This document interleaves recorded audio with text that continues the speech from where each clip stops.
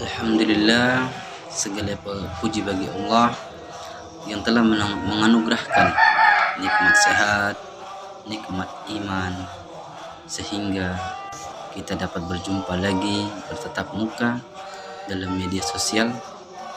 Semoga kita dalam lindungan Allah Subhanahu wa Ta'ala, dimurahkan rezekinya, dikabulkan hajat dan cita-citanya. Amin amin ya rabbal alamin. Baik, kali ini saya akan menanggapi atau mencoba menjawab tentang salah satu teman kita yang bertanya di kolom komentar, apa yang dimaksud dengan makrifat, hakikat, dan syariat mungkin ya. Nah, itu mungkin lebih lengkap karena itu satu jalan. Baik, yang dimaksud dengan makrifatullah ialah mengenal Allah. Itu singkatnya ya. Jadi kita coba jabarkan, mengenal Allah atau makrifatullah adalah hak setiap makhluk kita sebagai manusia. Jadi hadis Nabi menegaskan bahwa makrifatullah merupakan keharusan bagi seorang hamba yang beragama atau memeluk dan memilih Islam sebagai jalan hidupnya. Lalu pertanyaan, mengapa harus? Karena makrifat adalah pintu pertama dalam beragama. Inilah Islam yang total atau kafah, bahwa salatku, ibadahku, hidup dan matiku semua karena Allah Subhanahu wa Ta'ala. Yang pasti makrifatullah merupakan keharusan bagi umat yang beragama.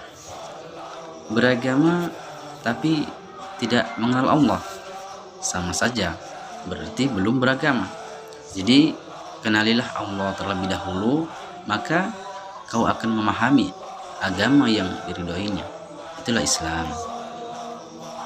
Dalam dunia tasawuf menarik untuk kita jelajahi, karena jalan untuk mengetahui hakikat kehidupan dengan ilmu dasar syariah yang matang, kemudian dituntun oleh mursyid menuju batiniyah yang berakhir dengan hadirnya Allah dalam hati. Oleh karena itu, dalam dunia tasawuf penting bagi kita untuk mengetahui dan memahami apa itu syariat, tarekat, hakikat, dan makrifat. Seorang yang memilih jalan tasawuf harus memenuhi kriteria tertentu sehingga nantinya tidak keliru dalam memahami dan mengenal agama. Orang yang mengikuti jalan tasawuf disebut sebagai sufi. Para ulama salaf tidak menekankan atas keberadaan tasawuf atau tarekat. Dengan syariat tidak ada hal-hal yang bertentangan dengan empat sumber syariah, yaitu Quran, Sunnah, Ijma' dan Qiyas. Imam Nawawi menjelaskan pokok agama ada empat: Al-Quran, Hadis, Ijma' dan Qiyas yang muktabar.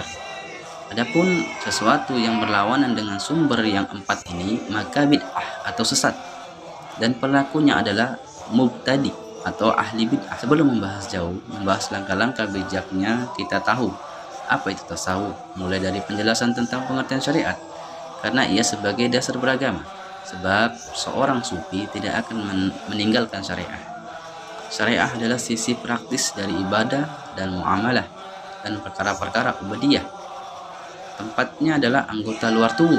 Adapun orang yang mengkaji dan membahas ilmiah ini disebut fuqaha atau ahli fikih.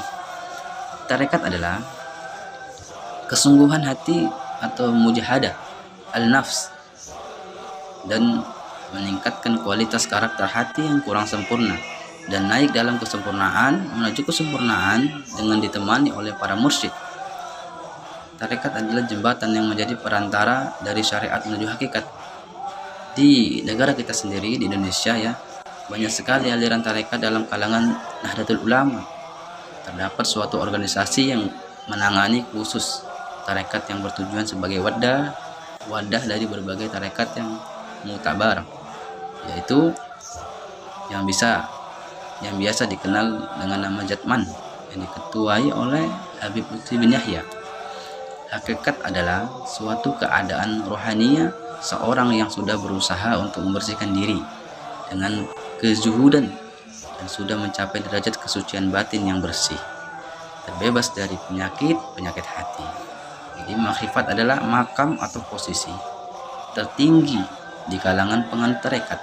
Menurut kalangan sufi, makrifat adalah anugerah Allah pada kalangan al-arif berupa ilmu ya, atau rahasia, atau dengan kata lain asrar, dan al-latif yang dengan kata lain kelembutan. Orang yang telah mencapai makam makrifat ini biasanya terdapat karomah dan keistiqomahan dalam beribadah kepada Allah. Pada dirinya terdapat kasih sayang yang melimpah. Tidak mudah untuk mencapai derajat ini. Hanya orang-orang pilihan saja yang dapat mencapainya, seperti para wali.